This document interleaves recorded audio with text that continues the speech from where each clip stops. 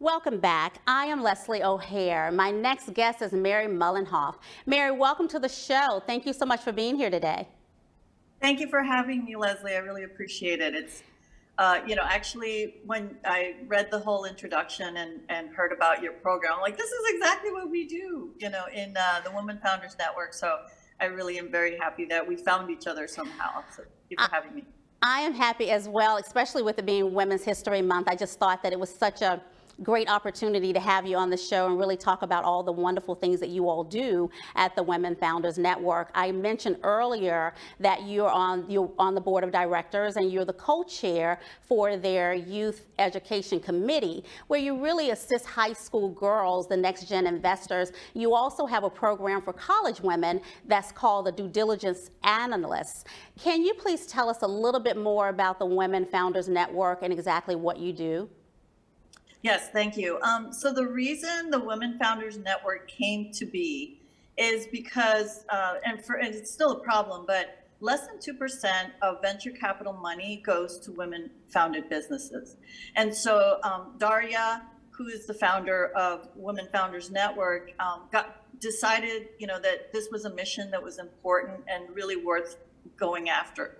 So the purpose of the organization is really to help women to be educated on how do you do a pitch deck, how do you attract investors. And so over the years this was happening and we were like getting it going, and then Daria had another great idea. What if we can start with these girls when they're younger to learn about how to do how to evaluate a business, how to want to be an entrepreneur. If they have the ability to buy a business, how would you evaluate it? And so that's kind of where this entity, this part of the business got started. So we have three audiences that we support: the women founders. So, like, for example, coming pretty soon, they're going to be able to fill out applications. We usually get about 180 or so women founders who apply to the fast pitch program. Mm-hmm. And what happens with the fast pitch program is they get a coach, they get financial guidance on how to position their company so that somebody wants to invest in them. And for the next few months, they're going to be getting that support. But the 180 won't get it. Only the top 10 finalists get it. So were you going to ask me something? I was. No, you're fine. Okay. I wanted to also talk about the difference in the due diligence analyst program and the junior venture capitalist program that you have for girls that are in 9th to 12th grade. What really is the difference, and what is your goal and objectives with those two programs as far when you talk about the next generation of investors? Okay. So, but I will just finish what I was saying by saying there's 10 finalists. So the junior judges of adult women looking for funding, the junior judges, these high school girls, then are given a $5,000 grant that they could award to one of these 10 finalists.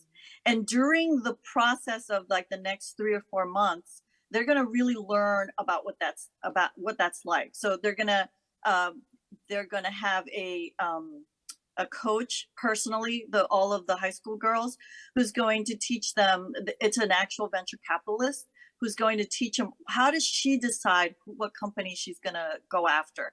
So the high school girls, that's going to be their focus, is to be a judge, a junior judge, to look at a company the way a venture capitalist would, and then to be able to, at the fast pitch, award whichever company they decide on that $5,000 grant. Now, the due diligence analysts are these college women who are essentially, they could be in any major. They just have to be from, basically a freshman in college. They could even be in a master's program. And what it does is allows them to, so these 10 finalists, each of the due diligence analysts will get assigned one of these companies, and they will have the ability and learn how to really evaluate a company as if they were a due diligence analyst at a venture capital firm. So the two roles are different. Go ahead. And so, can you tell us a little bit about when we talk about the ecosystem for women and the sustainability in businesses, how do we make that ecosystem to be nurtured and to make it sustainable when we talk about women in business? Um, the sustainable, can you tell me more about where So as far you're, as the ecosystem, the sustainability, when you're working with the women in high school girls and you're educating them on investing, whether to become a founder or a funder of a company, how do you really make that sustainable for them so that when they get in their businesses, they're able to move forward and continue to be successful based on the tools and strategies that the Women Founders Network has empowered them with? okay, I understand. So essentially what happens is like with the junior venture capitalists, they have a series of webinars, educational webinars where they get to meet the CEO. And so like, for example, they'll meet 2 or 3 CEOs who started from scratch and took their company, like Ellen, the founder of Mendocino Farms, was one of the speakers. She was amazing. And what she did was explain to them, here's how I got started. Here's where some of the hiccups I had along the way. Here's how I overcame them. Here's how I finally sold my business. Here's what that meant to me. And these girls get to ask all the questions they want about it. Like, well, what do you do if, you think you're failing, or, who do you go to for help? And you see from the types of questions these girls are asking and the fact that they have access to somebody who's actually doing it, they see themselves in that. And so I think that's how it creates the ecosystem, is that they maybe in the past didn't think that this is something they could do. Suddenly they see it as a way to do it.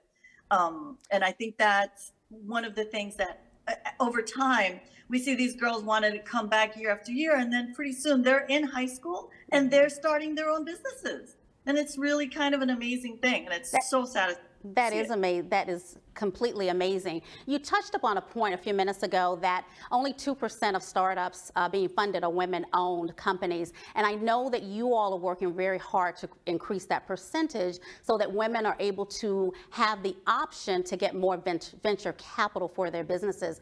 What are some of the strategies and initiatives that the Women Founders Network is really implementing to increase or help to increase funding for women? So the program itself, the whole purpose of our program is to give these women-founded businesses a platform, right? So they are going to, this is in October, we're going to have a fast pitch competition. And at this fast pitch competition, all 3 of our audiences will get involved, right? The women founders who are getting information and learning, mentorship on how to do their pitch. And these are 5-minute pitches. In 5 minutes, they have to be able to, tell their whole story in a way in which it's compelling to these investors to want to invest in them. We bring the investors to the meetings. They then have to sell themselves. So we're not creating like a whole new market for them, other than we're getting them ready so that they can actually, get that money on their own. They're gonna, be able to on their own do it, but we prepare them for it. Now, the fast pitch competition, like you said, is in October.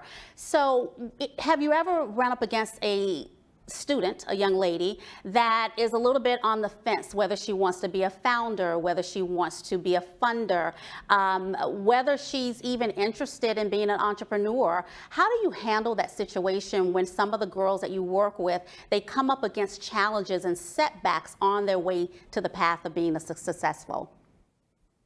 So it's great because some of them are starting, as I mentioned to you now, right? They start looking at these programs and then they say, oh, I have an idea, I want to start. And what's great is we create a safe environment for them to fail, right? Because let's face it, it's not an easy thing to do. Right. And so the fact that they have these resources available to them, when you look at the mentors that we provide, so companies can either make donations or they can do in kind. And in kind basically means that, attorneys are donating their, legal hours. The accountants are donating their time. And so as a result, they basically have kind of like a place where they can go, like a lab, so to speak, without calling it an incubator, in which they could ask questions, try stuff out, and really just decide. I mean, you don't have to be one or the other either. You can be an investor that then sold your company, made, or an entrepreneur sold your company, made so much money, you then became an investor, Right. and then started a new company. So you don't have to pick one or the other. You can be both. And I think one of the beautiful things about this program is that it gives everybody that possibility. And like, for example, when the fast pitch winners, there are two winners.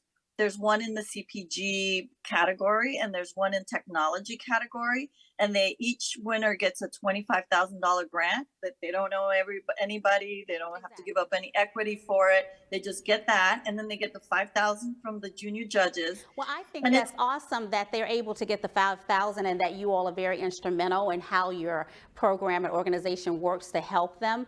We need more programs out there because, this is a time of women empowerment, of course, exactly. And so I'm always saying that to women, and we have to be strong and we have to believe in ourselves and know that we can accomplish any goal. And so I want to thank you and the entire team at Women's Founders Network for all the great work that you do. If you all would like to know more about the Women's Founders Network as well as about the Fast Pitch competition coming up in October, please log on to their website at thewomenfoundersnetwork.org. Mary, thank you so much for being a guest here on the show today. It was very nice meeting you.